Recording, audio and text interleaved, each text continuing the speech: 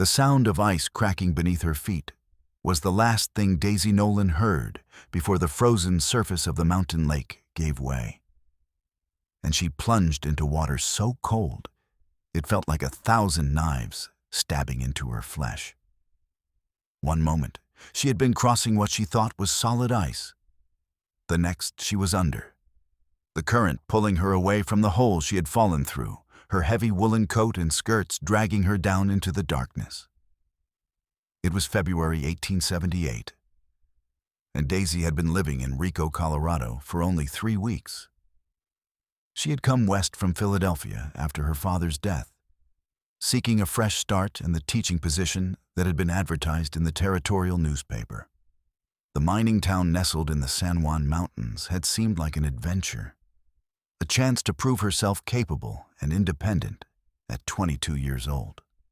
She had not anticipated how brutal the Colorado winter could be, how unforgiving the mountains were to those unfamiliar with their dangers. She had been foolish to take the shortcut across the lake. The locals had warned her that the ice was treacherous this time of year, that warm springs fed into the lake from below and created weak spots that could open up without warning. But she had been late for her afternoon class, and the path around the lake would have added another 20 minutes to her walk. She had thought she could make it.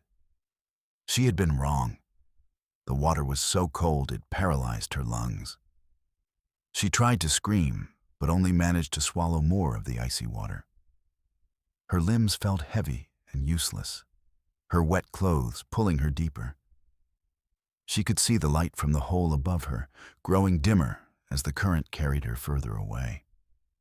Her mind screamed at her body to move, to swim, to fight. But the cold was stealing everything from her. She was going to die here, alone in this frozen lake, and no one would even know what had happened to her. Then something crashed through the ice above her, and strong arms wrapped around her waist. She felt herself being pulled upward, felt the iron grip of someone who refused to let go. Her vision was darkening, her consciousness slipping away. But those arms never loosened. She broke the surface gasping, choking on air and water. And then she was being hauled up onto the ice, sliding across the frozen surface away from the hole. "Stay with me," a deep voice commanded. "Do not close your eyes." She could not have obeyed, even if she wanted to. Her body was convulsing with cold, her teeth chattering so hard she thought they might shatter. She was vaguely aware of being lifted, of being carried at a run through the snow. The world spun around her in a blur of white and gray and the fading afternoon light. "Almost there," the voice said again. "Stay awake." She tried to focus on the man carrying her, but her vision was too blurred. She could only make out impressions. Broad shoulders, dark hair plastered to his head from the lake water, a thick beard dripping with ice. He was soaking wet like she was, but he moved through the deep snow as if it was nothing, his breathing steady despite the weight of her in his arms. Then they were inside somewhere warm, blessedly warm, and she was being set down near a roaring fire. Rough but careful hands began stripping away her wet clothes. And she should have been mortified, but she was too cold to care. A thick blanket was wrapped around her naked body, and then another. She was pulled against something solid and warm, and she realized the man was holding her again, his own bare chest pressed against her back, sharing his body heat with her. "You need to warm up," he said, his voice rumbling through his chest into her back. "Your body temperature is too low. This is the fastest way." She wanted to speak, to thank him, to ask who he was, but her jaw would not cooperate. She could only shake and gasp and let him hold her.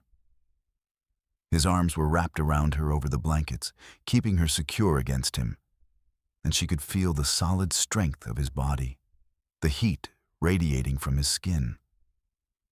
Slowly, painfully, feeling began to return to her extremities. It hurt worse than the initial cold had, a burning, tingling sensation that made her whimper. I know, he said quietly. I know it hurts, but it means your body's warming up. That is good. Time passed in a haze. The fire crackled and popped. The man held her and did not let go. Gradually, her shaking subsided. Her breathing steadied. She became aware that she was pressed naked against a stranger, only thin blankets between them, and mortification finally began to creep in.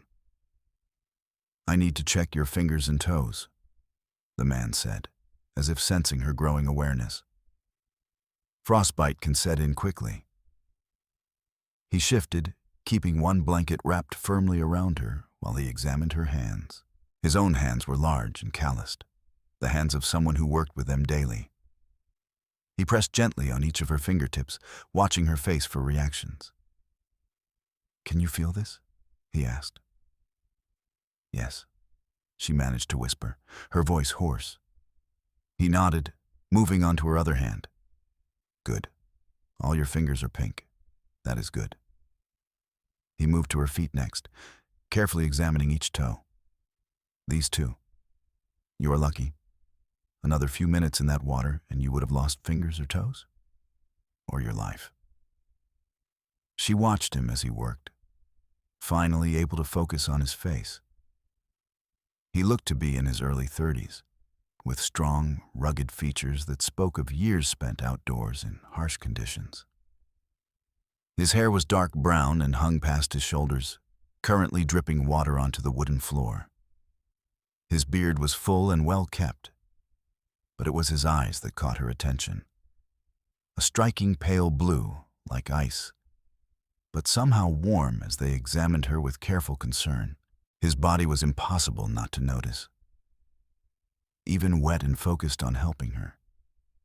She could see the powerful muscles of his arms and shoulders, the broad expanse of his chest. This was a man who had spent his life doing hard, physical labor, whose strength was not for show but for survival in this unforgiving landscape. Thank you, she whispered. You saved my life. He looked up at her, those ice blue eyes meeting hers. You should not have been on that lake. I know, I was foolish. I am sorry. He shook his head slightly. Do not apologize to me. Just do not do it again.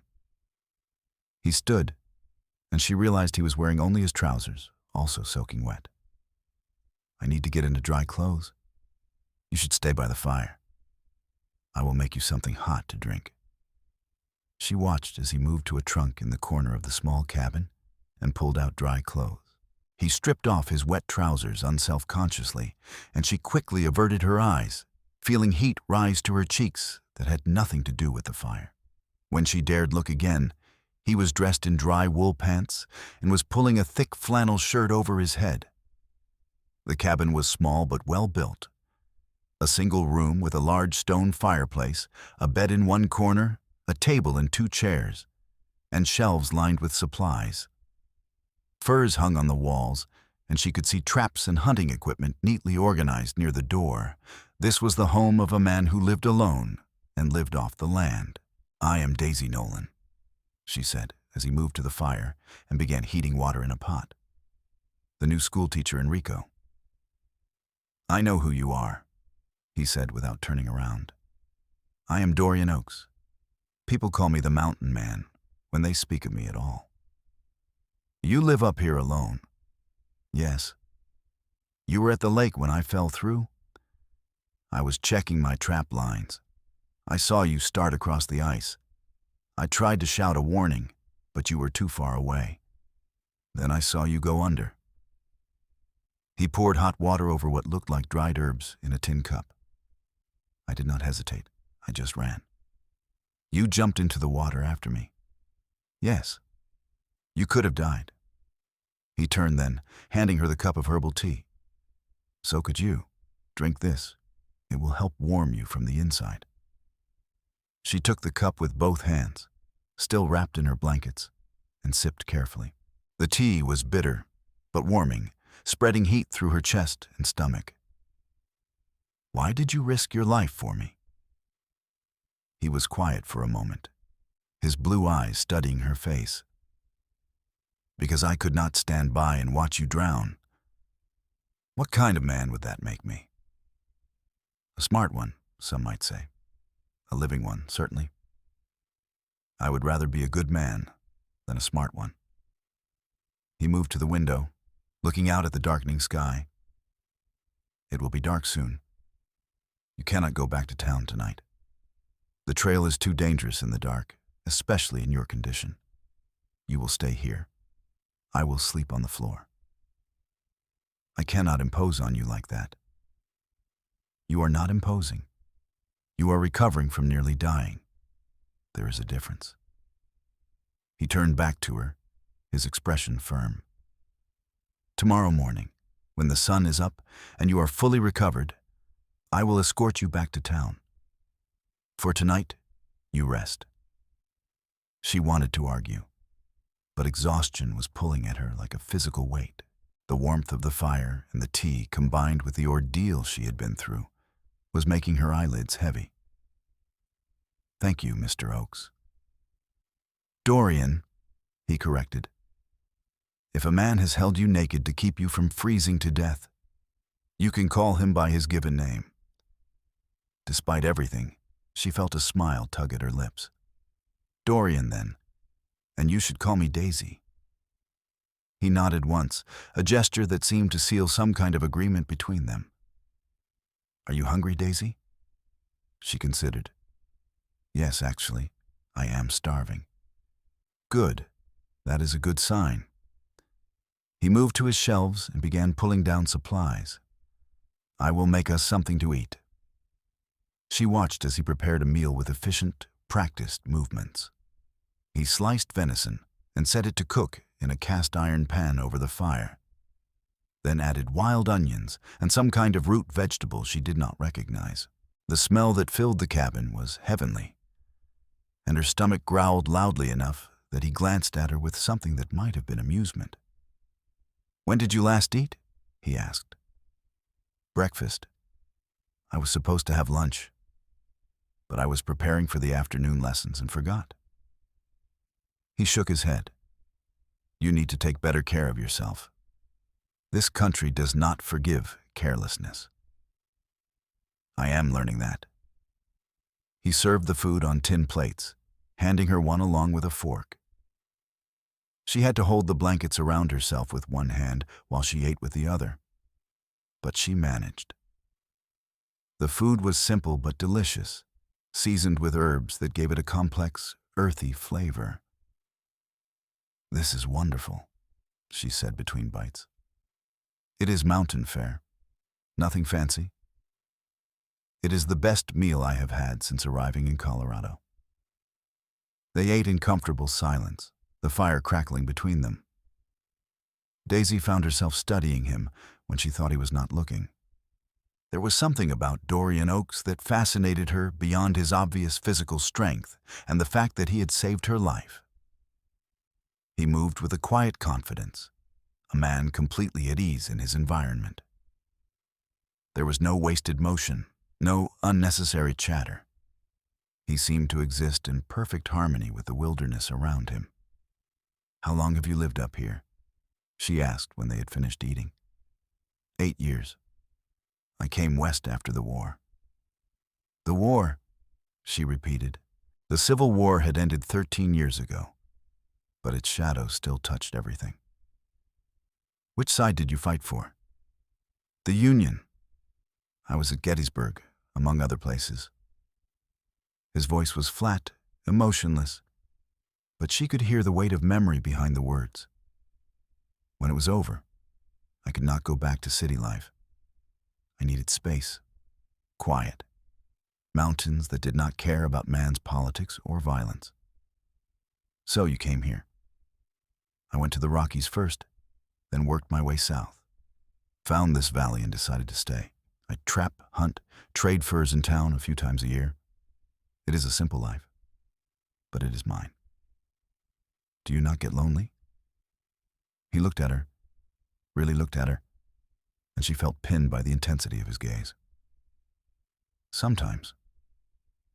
But loneliness is better than the alternative I found in crowds of people. She understood, in a way. She had come west to escape her own ghosts, the suffocating expectations of Philadelphia society. The pitying looks after her father's death and the revelation that he had left her with nothing but debts. She had needed space to breathe, to become someone other than the charity case, the poor girl with no prospects. "I understand," she said softly. "Do you?" He did not sound skeptical, just curious. "I think so. I came west to escape as well. Different reasons, perhaps, but the same need for a fresh start." He nodded slowly. "And how do you find Rico?" "Overwhelming, challenging, nothing like Philadelphia." She pulled the blankets tighter around herself. "But also exciting. The children I teach are eager to learn, even the ones who come to class tired from helping their parents at the mines. They want better lives. I want to help them achieve that. That is a good goal. Do you ever come to town?" "A few times a year, like I said. To trade furs, buy supplies I cannot make, or hunt myself. I do not stay long." "So you will not be coming to town anytime soon?" "I had not planned on it." He tilted his head slightly, studying her. "Why?" "I just thought I would like to properly thank you. Perhaps invite you for a meal, once I am back on my feet." "You do not owe me anything. I owe you my life." "No," he said firmly. "You do not. What I did today, I did because it was right, not because I expected anything in return." He stood, collecting their plates. "You should rest now. You have been through an ordeal. Your body needs sleep to fully recover." She wanted to argue, to keep talking to this fascinating, confounding man. But another wave of exhaustion washed over her. "What about my clothes?" "I hung them by the fire. They should be mostly dry by morning. For now, sleep in the blankets. You will be warm enough." He was making up a bedroll on the floor near the fire, laying out furs and blankets for himself. She watched him, feeling a strange mix of gratitude and something else she could not quite name. "Dorian?" "Yes?" "Thank you. For everything." He paused in his preparations, then looked up at her. In the firelight, his face was softer. The harsh lines eased. "You are welcome, Daisy. Now sleep." She settled down on the bed, still wrapped in her blankets, and closed her eyes. She could hear him moving around the cabin, banking the fire, checking the door. Then there was silence, broken only by the wind outside and the occasional pop from the dying fire. Despite the strangeness of the situation, despite sleeping in a mountain man's cabin wrapped in blankets and nothing else, Daisy felt safe. More than safe, she felt protected in a way she had not felt since her father had died. It was a dangerous feeling, she knew. She could not rely on Dorian Oakes. He was a solitary man who lived alone in the mountains by choice. Whatever she was feeling was just gratitude mixed with the vulnerability of her near-death experience. But as she drifted off to sleep, the last thing she thought of was the feeling of his arms around her, the solid strength of his body keeping her warm, keeping her alive. She woke to the smell of coffee and frying bacon. For a moment, she was disoriented, unsure where she was. Then memory flooded back, and she sat up quickly, clutching the blankets to her chest. Dorian was at the fire, cooking breakfast, fully dressed in buckskin pants and a thick wool shirt. He glanced over at her movement. "Your clothes are dry," he said, pointing to a neat pile on the chair beside the bed. "I will step outside while you dress." "Thank you," she said, her voice still rough from sleep. He nodded and stepped out into the bright morning, closing the door behind him. Daisy hurried to dress, grateful to be back in her own clothes, even if they were wrinkled and stiff from drying. Her coat was still damp in places, but it would have to do. She had no mirror, but she tried to tame her auburn hair into some semblance of order, braiding it quickly and pinning it up. When she opened the door to call him back in, she caught her breath at the view. The cabin sat on a ridge overlooking a valley of pristine snow. Mountains rising on all sides, their peaks glowing pink in the early morning sun. It was breathtakingly beautiful, wild and untamed. Dorian stood a few feet from the door, his breath misting in the cold air, looking out over the same view. He turned when he heard the door open. "It is something, is it not?" he said. "It is incredible. I have never seen anything like it. This is why I stay." He moved past her back into the cabin. "Come, eat. We have a long walk ahead of us." Breakfast was bacon, cornbread, and strong coffee. They ate quickly, and Daisy helped him clean up without being asked. When everything was squared away, Dorian shouldered a pack and handed her a walking stick. "The trail can be slippery. Use this." The walk down the mountain took nearly 2 hours. Dorian set a steady pace, not too fast but not dawdling either. He seemed to know every rock and root along the path, guiding her around the more treacherous spots. Twice he took her hand to help her over particularly difficult terrain, and she was aware each time of the strength in his grip, the warmth of his skin even in the cold. They talked as they walked, Dorian pointing out animal tracks in the snow, showing her which plants were edible and which were poisonous. He seemed to know everything about this wilderness, reading the land the way she read books. "How did you learn all this?" she asked as they paused for a rest. "Necessity. When you live alone in the mountains, you learn quickly or you die. I also spent time with a Ute elder my first year here. He taught me much about living with the land instead of against it. That must have been fascinating. It was humbling. I thought I knew something about survival from the war, but I knew nothing about truly living in harmony with nature. He taught me to see the world differently." As they descended, the forest grew thicker, the snow deeper. They were following a creek that tumbled down the mountainside, frozen in places, rushing free in others. Daisy could see the lake ahead through the trees, its surface glittering with ice and snow. "I cannot believe I was so foolish," she said, staring at it. "You made a mistake. You will not make it again." "No, I will not." They gave the lake a wide berth, staying in the trees.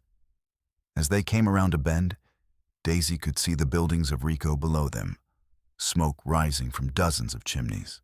"Are you feeling well?" Dorian asked. "Any dizziness? Pain?" "No, I feel fine. Tired, but fine." "Good." He did not slow their pace as they entered the outskirts of town. Rico was a mining town, rough and new, with buildings that still smelled of fresh-cut lumber. The main street was a muddy mess, even in winter, churned up by wagon wheels and horses' hooves. Men in heavy coats and mining gear moved between the buildings, and Daisy was aware of the stares as she and Dorian walked through town together. "People are looking," she murmured. "Let them look. You have nothing to be ashamed of." She lived in a small house behind the schoolhouse, provided by the town as part of her employment. Dorian walked her all the way to her door, seemingly unbothered by the curious and sometimes suspicious glances from the townspeople. "Will you come in?" she asked. "I could make you tea or coffee." "I should get back. I have traps to check." "Of course." She felt an unexpected pang of disappointment. "Thank you again, Dorian, for everything." He nodded, then reached into his coat and pulled out something wrapped in cloth. "Venison jerky, good protein. You need to keep your strength up." She took the package, touched by the gesture. Thank you. He turned to go, then paused. Daisy, be more careful, please. I will.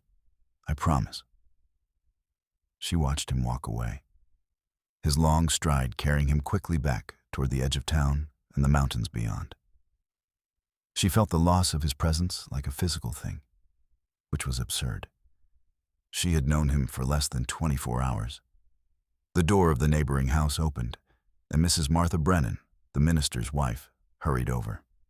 She was a plump, kind woman in her 50s, who had taken Daisy under her wing since her arrival.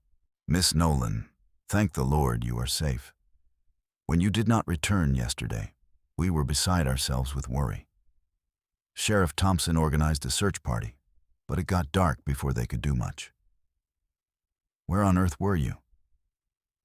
Daisy invited her in and told her what had happened, leaving out the more intimate details of how Dorian had warmed her. Mrs. Brennan's eyes grew wider and wider as the story unfolded. That Oakes man saved you? Well, I never. He comes to town so rarely I had almost forgotten he existed. Keeps to himself up in those mountains. Some folks say he is strange, maybe even dangerous.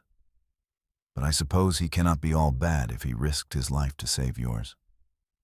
He is a good man, Daisy said firmly. Perhaps so, perhaps so. Mrs. Brennan patted her hand. You just rest today, dear. I will let everyone know you are safe. The school can manage a day without you. After Mrs. Brennan left, spreading the news of Daisy's rescue, Daisy found herself alone with her thoughts. She moved through her small house, which suddenly felt confining after the spaciousness of Dorian's mountain cabin. She tried to focus on preparing lessons for the next day, but her mind kept wandering back to ice-blue eyes and strong arms holding her safe. This was foolish. She could not develop feelings for a mountain hermit. She had responsibilities here, a job to do, a life to build. Dorian Oakes had saved her life, but that did not mean there was anything more between them. He had made it clear he preferred solitude. She needed to forget about him and focus on her work. But that night, as she lay in her own bed, she dreamed of the mountain, of firelight and safety, of arms that held her like she was something precious. The next day, Daisy returned to her teaching duties. The children were excited to see her, having heard the dramatic story of her rescue. She gently redirected their curiosity back to their lessons, but she could feel the weight of their stares, the whispered conversations during recess. The days turned into weeks, and winter continued its grip on the mountains. Daisy settled back into her routine, but something had changed. She found herself looking toward the mountains whenever she was outside, wondering if Dorian was up there checking his traps, cooking his simple meals, living his solitary life. She tried to put him out of her mind. She threw herself into her work, spending extra time with students who needed help, organizing evening literacy classes for the minors who wanted to learn to read. She accepted dinner invitations from Mrs. Brennan and other respectable families in town. She even tolerated the awkward attentions of the young mining engineer, Lawrence Fletcher, who made it clear he was interested in courting her. But Lawrence's polite conversation and carefully groomed appearance left her cold. She compared everything about him to Dorian and found him lacking, which was unfair to Lawrence and foolish of her. March arrived, bringing the first hints of spring. The days grew longer, the snow began to melt in the valleys, and Daisy felt restless in a way she could not name. She took long walks after school, always careful to stay on safe trails, always aware of the mountains rising around her. It was on one of these walks that she saw him again. She was following a trail along the creek that fed into town when she heard the sound of an axe biting into wood. She came around a bend, and there he was, chopping firewood near a grove of aspen trees. He had shed his coat despite the chill, working in just his shirt, sleeves rolled up to reveal powerful forearms. His hair was tied back, and she could see the concentration on his face as he swung the axe with easy, practiced motions. She stood frozen, unsure whether to announce herself or quietly retreat. The decision was made for her when he looked up, his eyes meeting hers across the distance. "Daisy," he said, lowering the axe. He did not sound surprised. "Dorian, I did not mean to disturb you. I was just walking. You are not disturbing me." He drove the axe into a stump and walked toward her. "How have you been?" "Well, very well. Teaching keeps me busy." "Good." He looked at her intently, as if cataloging every detail of her appearance. "You look healthy? That is good." "Thanks to you. You would have done the same for anyone." "I would, but I did not have to. It was you who needed saving, and I was there. That is simply how it happened." They stood in awkward silence for a moment. Daisy searched for something to say, some reason to prolong the conversation. "The wood is for trade," Dorian said, gesturing to the neat stacks he had created. "The smithy in town needs cords of it. I bring it down, he pays me. It works out." "You will be coming to town then?" "Tomorrow, yes." Would you consider having dinner with me? To say thank you properly?" He studied her for a long moment. "You do not need to keep thanking me. Perhaps I just want to. Please, Dorian, let me do this." Something flickered in his eyes, an emotion she could not quite read. "All right, if it is important to you." "It is? Tomorrow evening, I will cook. I will be there." The next day seemed to drag endlessly. Daisy rushed through her lessons, earning confused looks from her students. She hurried home after school and began preparing dinner with a nervous energy she had not felt in years. She made roast chicken with potatoes and carrots, biscuits from scratch, and an apple pie using preserved fruit from Mrs. Brennan. She changed her dress 3 times before settling on a simple blue wool that brought out her eyes. She let her hair down from its usual severe bun, pulling it back with combs instead. She told herself she was being ridiculous, that this was just a thank you dinner, nothing more. But when the knock came at her door just after sunset, and she opened it to find Dorian standing there, cleaned up and wearing what were clearly his best clothes, her heart jumped in a way that had nothing to do with gratitude. "Come in," she said, stepping back. He entered, seeming to fill the small space with his presence. He carried a bundle, which he handed to her. "I brought furs for your bed. They will keep you warmer than those thin blankets you have." "Dorian, you did not need to bring me anything." "I wanted to." They looked at each other, and Daisy felt the air between them grow charged with something she was afraid to name. She forced herself to turn away, to focus on setting the furs aside and ushering him to the small table she had set for 2. "Please, sit. Everything is ready." The meal was awkward at first, both of them too aware of each other, too careful with their words. But gradually, as the food and wine she had splurged on loosened their tongues, conversation began to flow more easily. She told him about her students, about the challenges of teaching children who ranged from 6 to 16 in the same room, about the satisfaction of watching them learn. He told her about the mountains, about tracking a mountain lion for 3 days, about finding hot springs hidden in remote valleys. "I would love to see that someday," she said wistfully. "The hot springs. They are beautiful. Dangerous to get to, but beautiful. Everything beautiful seems to be dangerous here." He looked at her steadily. Not everything. She felt heat rise to her cheeks that had nothing to do with the wine. "Dorian, I should not have said that. I apologize." "No, it is all right." She took a breath. "Can I ask you something?" "Anything." Why did you really agree to come tonight? You made it clear you prefer solitude. You could have said no. He was quiet for a long time, his fingers tracing the rim of his glass. When he finally spoke, his voice was low. Because I find I have thought about you every day since I pulled you from that lake. Because I convinced myself it was just concern for someone who had been through trauma. But I knew I was lying to myself. Because when you asked me to dinner, I could not think of a single good reason to say no, even though I know I should have. Her breath caught. Why should you have said no? Because I am not a man for you, Daisy. I live alone in the mountains. I come to civilization a few times a year and find it suffocating. I have nothing to offer someone like you, someone educated and cultured who deserves a proper life with a proper man. What if I do not want a proper life with a proper man? The words were out before she could stop them, bold and reckless. His eyes locked on hers, burning with sudden intensity.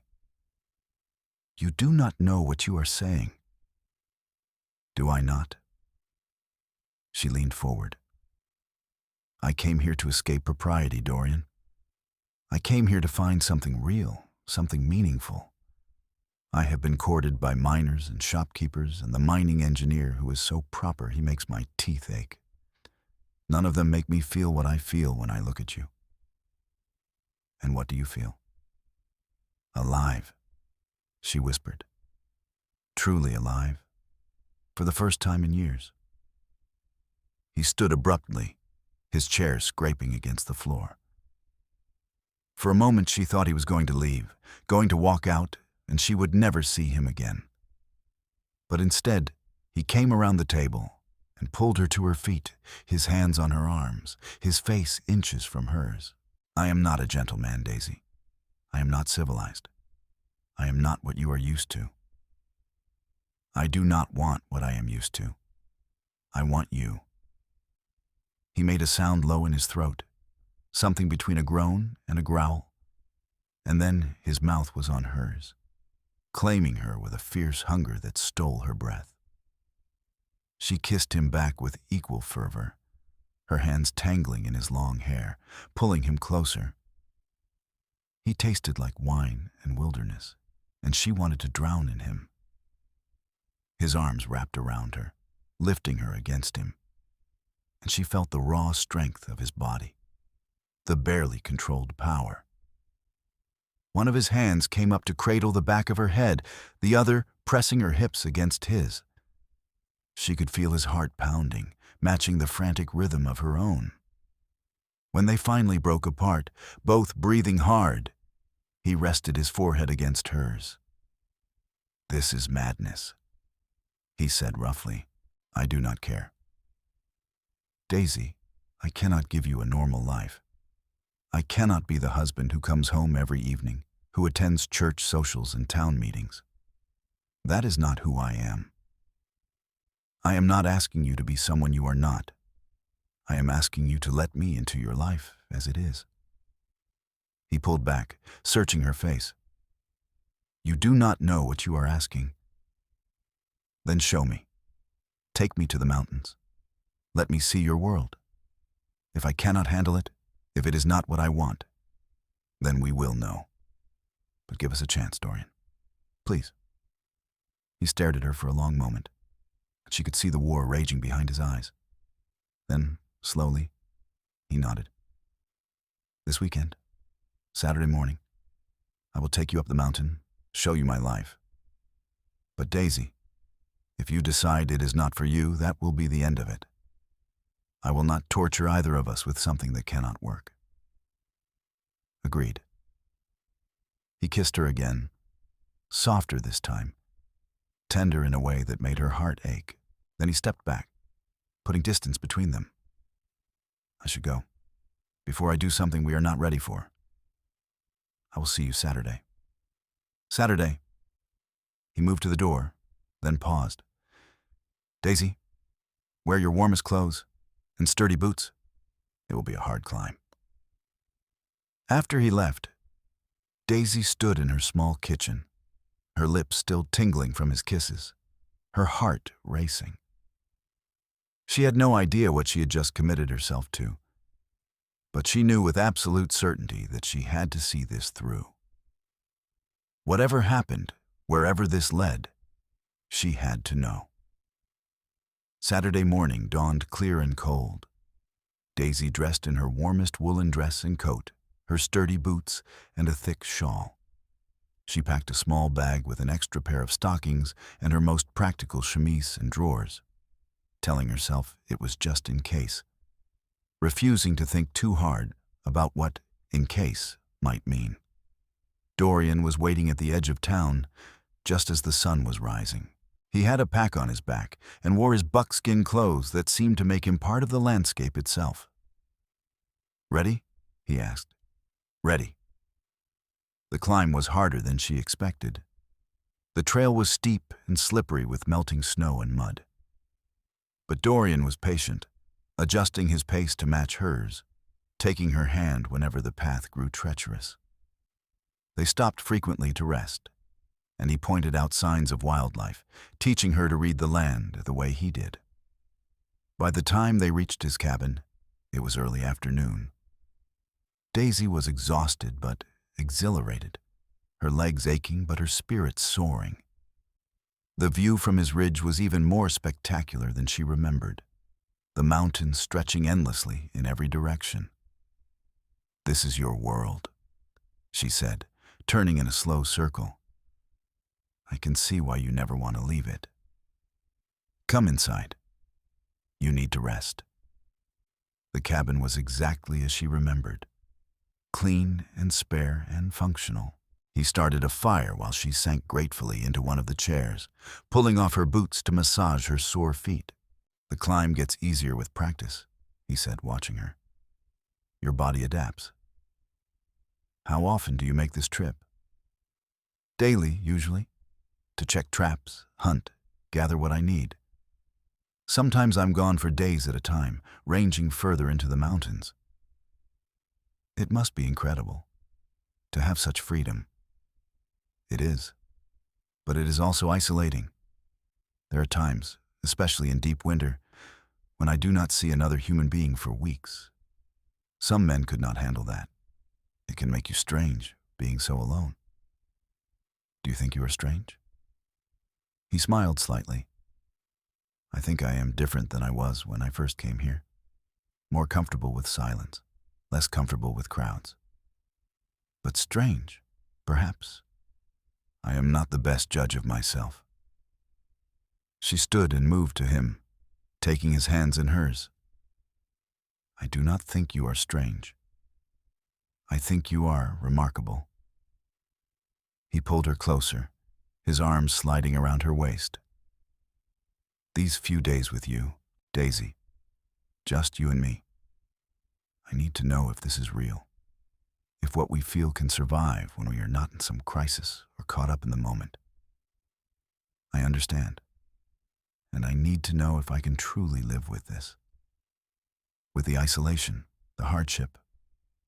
I will not lie to you about who I am or what I can handle." "Fair enough." That afternoon, he took her around his trap lines, showing her how he set them, how he harvested the furs, how he processed them for trade. It was hard, physical work, sometimes brutal when they found an animal caught. But he was efficient and respectful, wasting nothing, thanking the creature for its sacrifice as his Ute mentor had taught him. In the evening, they cooked together, Daisy learning how he preserved meat, how he used every edible plant he could find, how he made his own butter and cheese when he could trade for milk from the ranchers at lower elevations. Night fell, and the awkwardness of sleeping arrangements had to be addressed. "I will take the floor again," he said. "Dorian, we are both adults, and we have kissed. I think we can share the bed without impropriety. As long as we both agree, that is all we will do. For now." He looked at her with such intensity, she felt it like a physical touch. You are testing my self-control, woman. I am testing both of us. Can we lie beside each other and simply be together? Can we have that intimacy without rushing into more? We can try. They prepared for bed in awkward silence, changing in turns while the other stepped outside. When they finally lay down together, both fully clothed, the bed seemed impossibly small. But Dorian carefully kept space between them, lying on his back and staring at the ceiling. "This is torture," he said after a few minutes. Daisy laughed despite herself. "Yes, it is. Come here." He held out his arm, and she moved into the circle of his embrace, her head on his chest, his arm around her shoulders. "This is better. Much better." She could hear his heartbeat, steady and strong. His hand stroked her hair gently, and she felt herself relaxing into him. This intimacy, this closeness without the pressure of more, felt right. It felt real. "Tell me about your life before," she said quietly. "Before the war, before the mountains. My father was a blacksmith in Pennsylvania. I was the youngest of 5 brothers. I was apprenticed to a carpenter, learning the trade. I was engaged to a girl named Emma. She was pretty and kind, and I thought I loved her." He was quiet for a moment. "Then the war came. I enlisted because everyone was enlisting, because it seemed like the right thing to do. Emma promised to wait for me, but she did not. She married my oldest brother 6 months after I left. He stayed home to run the smithy. I found out in a letter from my mother while I was recovering from a wound at Antietam. By the time the war ended, Emma had 2 children, and my brother had the business well established. My mother said I should come home, that there was a place for me. But I looked at my hands, and all I could see was the blood. All I could feel was the anger. I would not have been fit for civilized life." She hugged him tighter. "I am sorry for all you lost. It was a long time ago, and if it had not happened, I would not be here. I would not have found the peace I have. I would not have met you. Do you ever regret it? The path you chose? Before you, I would have said no. Now, I sometimes wonder what it would be like to have someone to share this with, to not always be alone. You do not have to be alone anymore, not if you do not want to be." He tightened his arm around her. "Sleep, Daisy. Tomorrow I will take you further into the mountains, show you the hot springs I told you about." She fell asleep to the sound of his breathing, feeling safer and more content than she had in years. The next morning, they set out early. The hike to the hot springs took several hours, following game trails through dense forest and over rocky ridges. The snow was deeper here, and more than once Dorian had to help her over obstacles or break trail through drifts. When they finally arrived, Daisy gasped. The hot springs formed a series of pools in a natural rock formation, steam rising from the turquoise water into the cold air. The area around the springs was clear of snow, warmed by the geothermal heat. It was like something from a dream, beautiful and surreal. "It is incredible," she breathed. "The Utes consider this a sacred place. I come here rarely and only with respect." He set down his pack. "The water is hot but not scalding. It is safe to bathe in." She looked at the pools and then at him. "You planned this. I thought you might enjoy it. We can take turns if you prefer. Or we could share. We are both adults, remember?" She gave him a challenging look. "Daisy, I am trying to be a gentleman here. Perhaps I do not want you to be a gentleman. Perhaps I want to know what it is like to be with you, really with you, in this sacred place." The look he gave her was pure hunger. "Are you sure?" "I have never been more sure of anything." They undressed with their backs to each other, though Daisy could feel his gaze like a physical touch. When she slipped into the hot water wearing only her chemise, the warmth was blissful after the cold hike. A moment later, Dorian joined her, stripped to his drawers, his powerful body magnificent in the steamy air. They sat in the pool, the water lapping at their shoulders, and just looked at each other. Daisy felt no shame, no embarrassment. There was something right about being here with him, something natural and inevitable. "Come here," he said softly. She moved through the water to him, and he pulled her onto his lap, her legs straddling his hips. His hand settled on her waist, and she looped her arms around his neck. They were skin to skin now, only the thin, wet fabric of their undergarments between them. "I want you," he said, his voice rough. "I want you more than I have wanted anything. But I need to know you are certain. Because once I have you, Daisy, I will not be able to let you go. I am certain. I am yours, Dorian. If you will have me." He kissed her then, deep and claiming, his hands sliding up her back, tangling in her wet hair. She kissed him back with everything she had, pressing against him, feeling his response. The water sloshed around them as they moved together, exploring, discovering, learning each other. When they finally came together, it was with a fierce tenderness that brought tears to Daisy's eyes. He held her gently despite his strength, moved with her as if they had been made for each other. The pleasure built slowly, then crashed over them both like a wave, leaving them clinging to each other and gasping. Afterward, they held each other in the warm water, neither wanting to move, neither wanting to break the spell.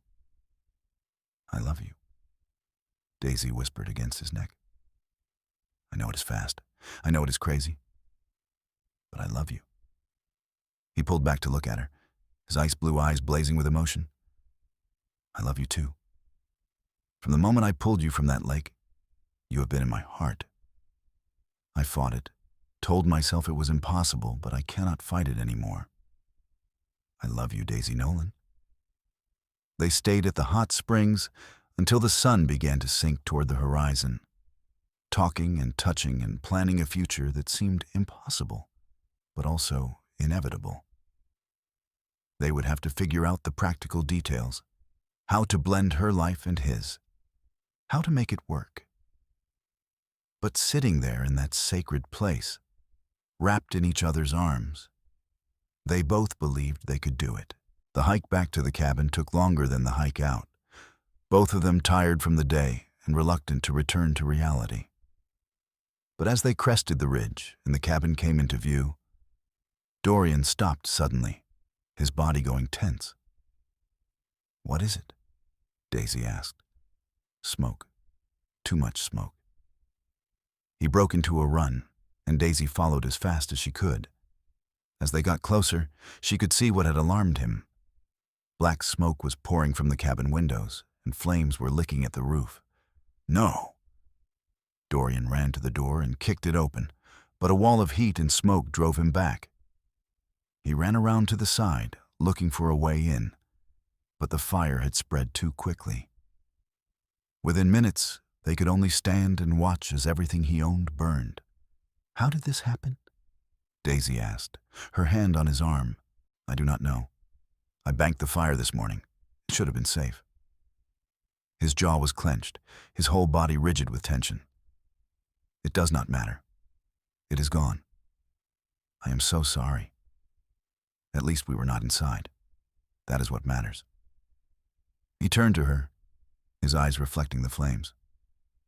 "This changes things. I have nowhere to live now. I will have to rebuild, but that will take months.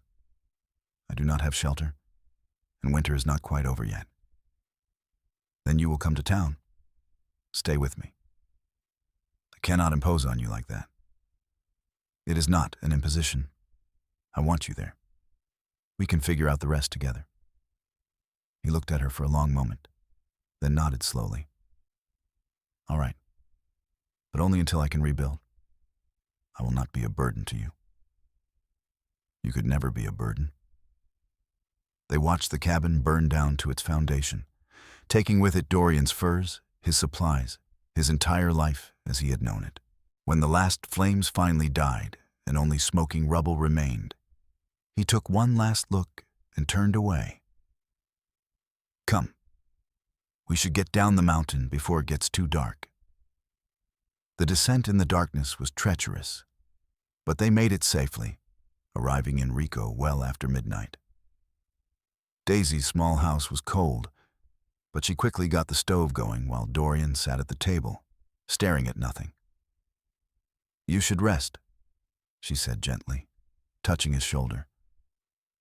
I keep thinking about what we lost. My traps, my furs, everything I had worked for. It is all gone. We will figure it out. You are not alone anymore, Dorian. Whatever we face together. He looked up at her, and she saw the vulnerability in his eyes, the fear of this man who feared so little. I do not know how to do this. How to rely on someone. How to let someone help me.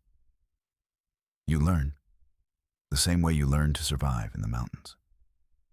One step at a time. She held out her hand, and after a moment, he took it. She led him to her bed, and they lay down together, fully clothed, exhausted.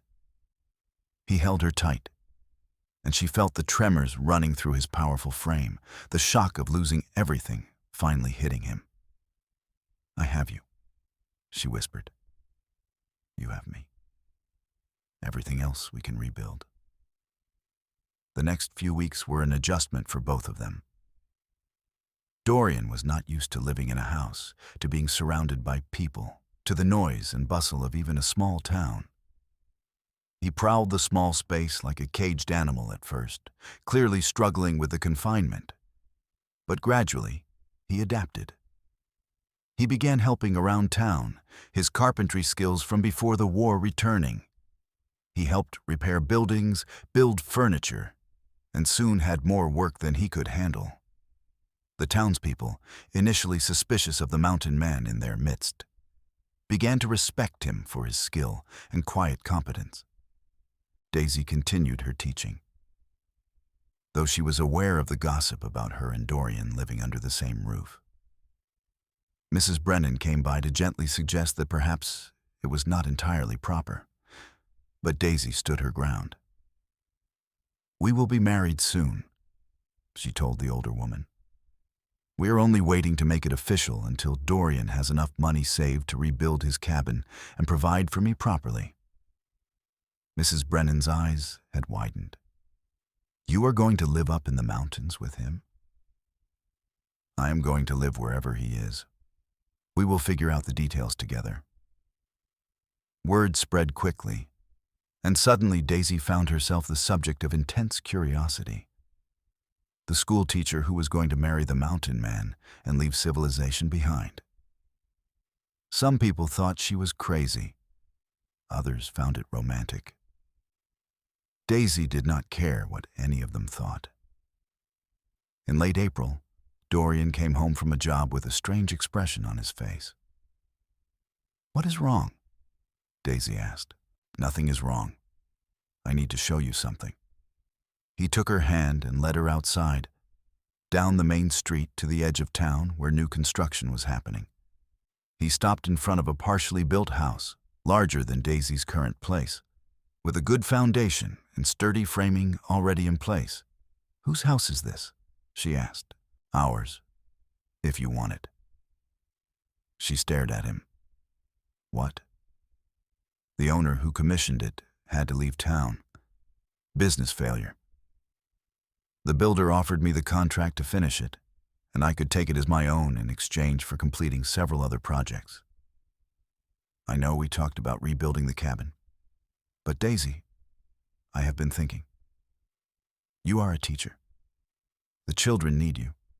You cannot teach from up on the mountain. But what if we had both?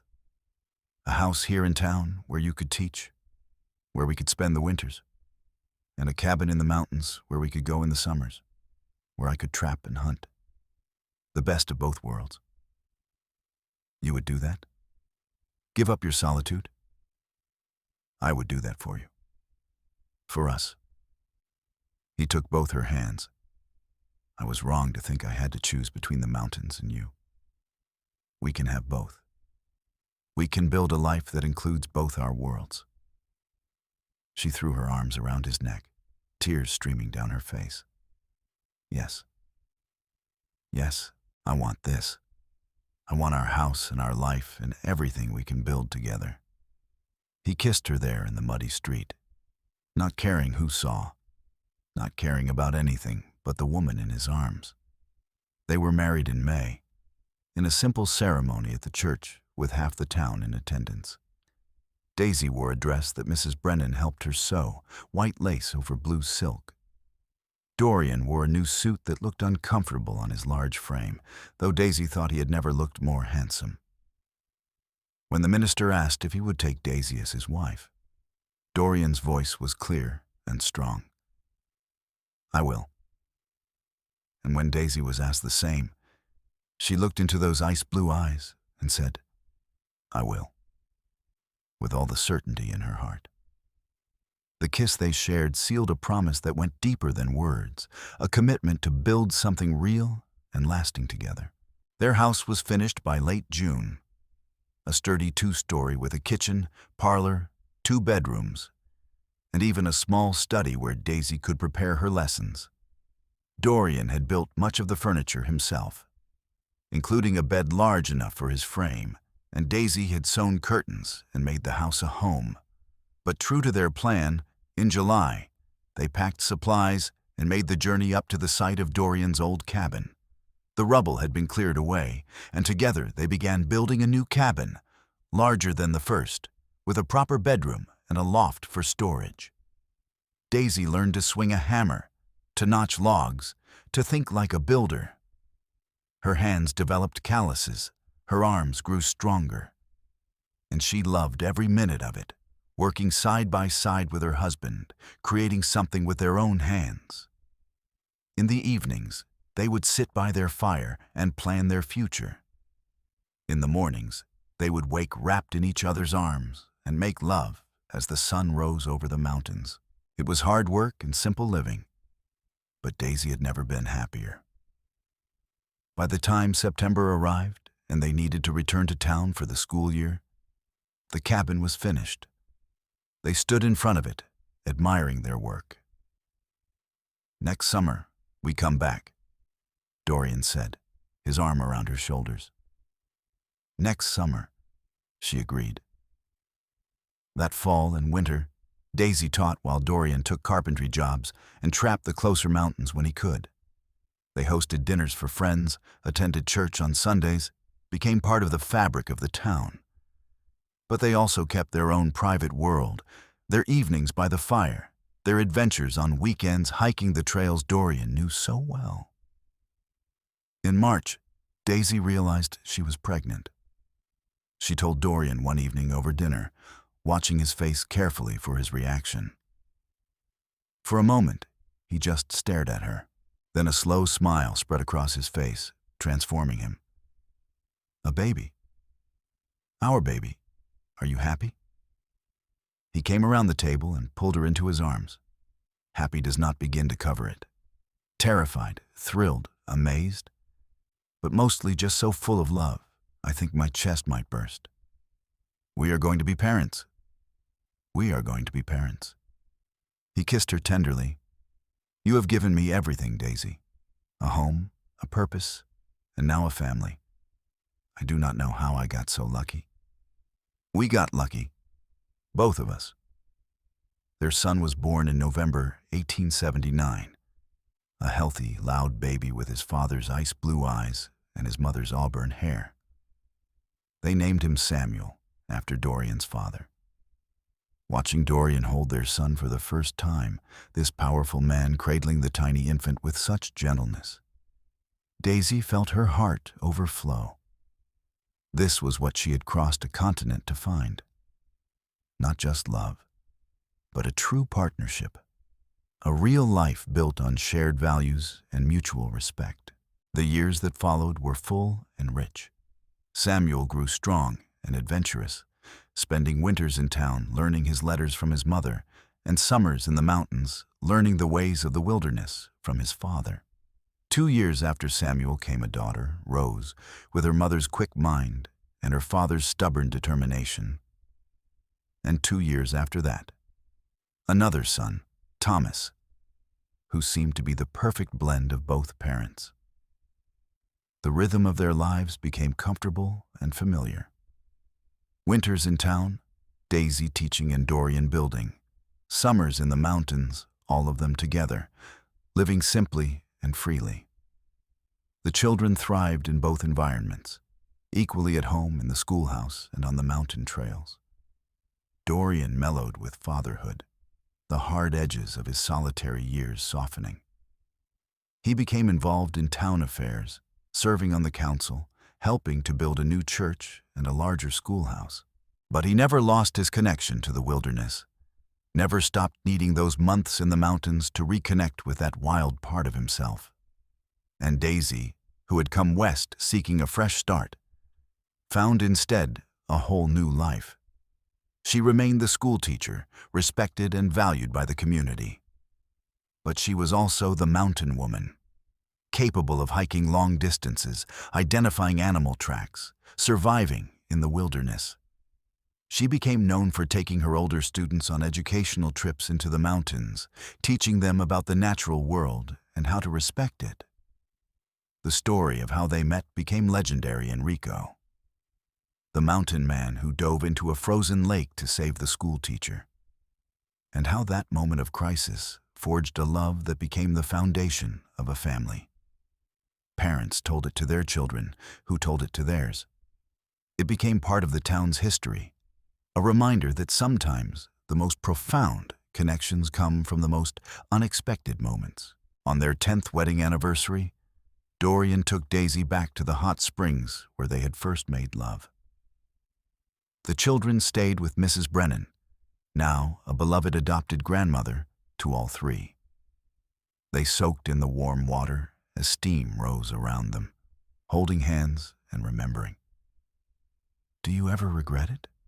Daisy asked. "Giving up your solitary life?" "Never. Not for a single moment." He pulled her close.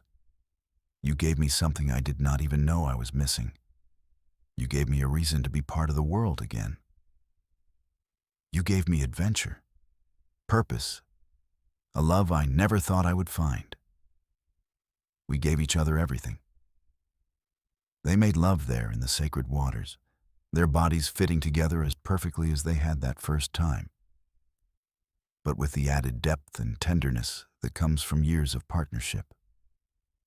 As they lay together afterward, Daisy thought back to that terrifying moment when the ice broke beneath her feet, when she plunged into water so cold it should have killed her. In that moment of crisis, she had been saved by a man who would become her everything.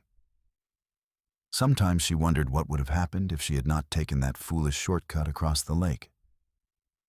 If she had not fallen through the ice, if Dorian had not been there to save her, would they have met some other way?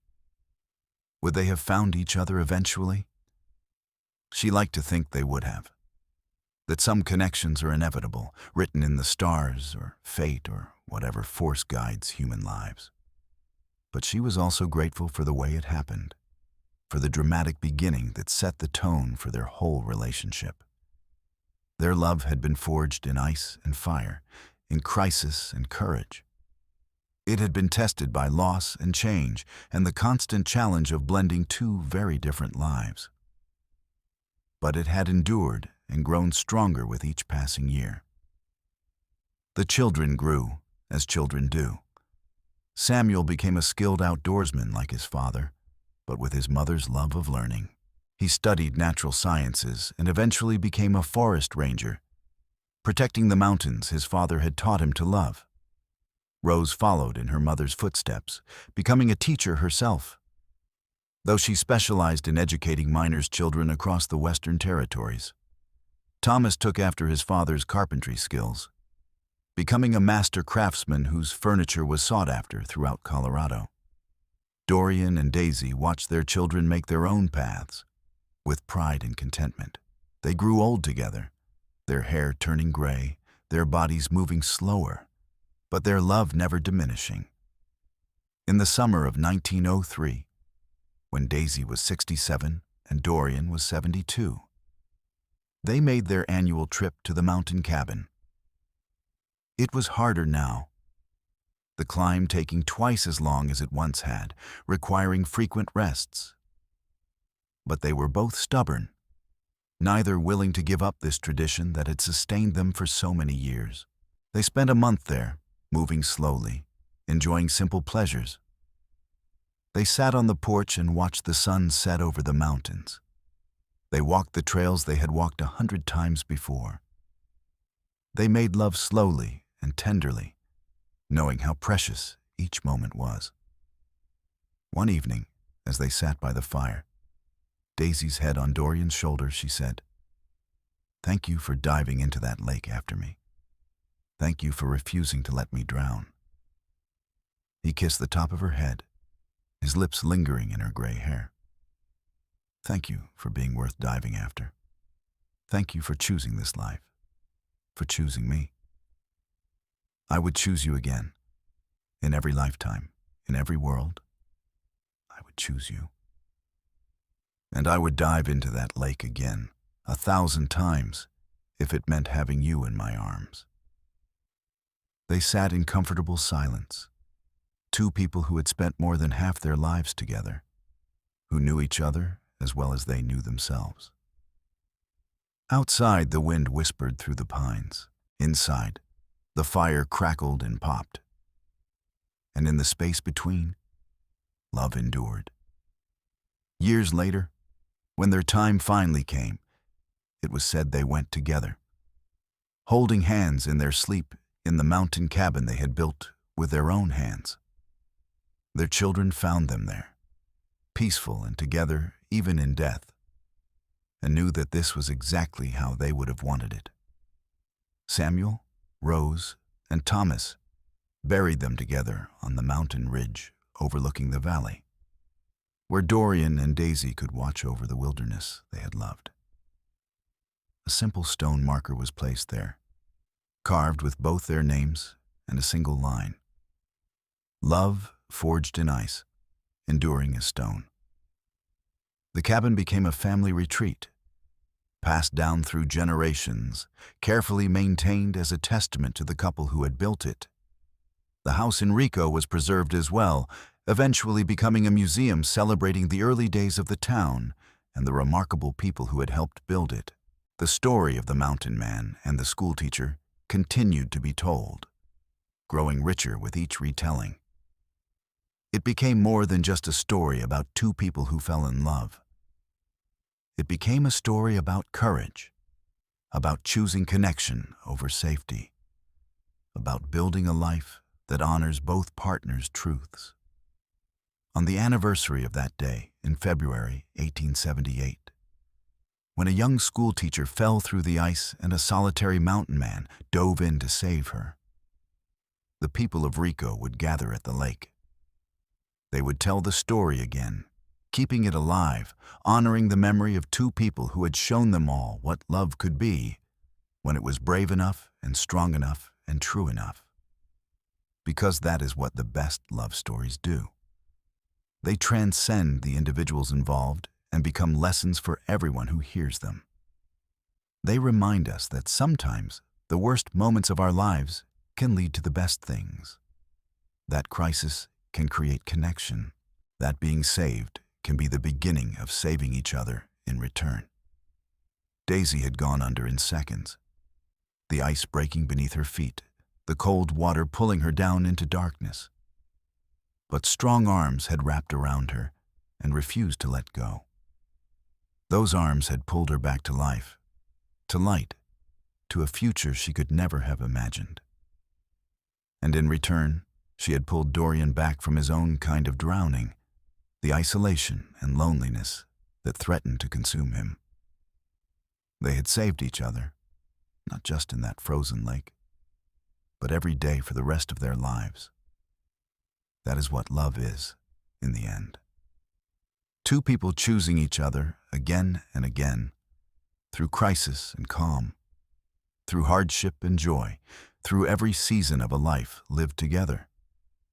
It is diving into frozen water, even when it might kill you, because the alternative, standing safely on shore while someone drowns, is unthinkable. Dorian Oakes dove into that frozen lake because he could not do otherwise. His nature, his honor, his heart demanded it. And in doing so, he found not just someone to save, but someone to love, someone to build a life with, someone who made his solitary existence into a shared adventure. Daisy Nolan went under the ice and came up changed, reborn into a life she had never imagined, but could no longer imagine living without. The cold water had stripped away everything unnecessary, leaving only the essential truth: that connection matters more than comfort, that love is worth any risk, that the right person can make you braver and stronger and more yourself than you ever thought possible. Their story ended, as all stories must.